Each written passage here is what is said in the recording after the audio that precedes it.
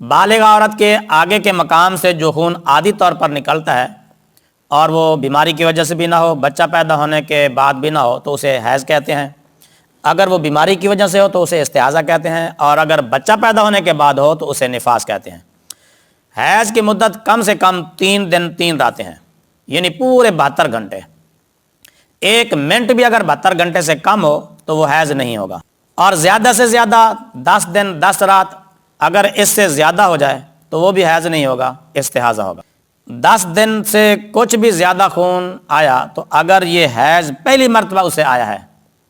تو 10 دن تک ہی حیض ہے اور بعد کا استحاضہ ہے۔ اگر پہلے بھی اسے کئی حیض آ چکے ہیں تو 10 دن سے کم جتنی بھی عادت تھی، مثلا پہلے 5 دن آتا تھا تو اب 11 دن آ گیا، تو 5 دن اس کے حیض کے ہیں، اس کی جو عادت پہلے تھی وہی عادت رہے گی، اور باقی اوپر کے جو 6 دن ہیں وہ استحاضے کے ہوں گے۔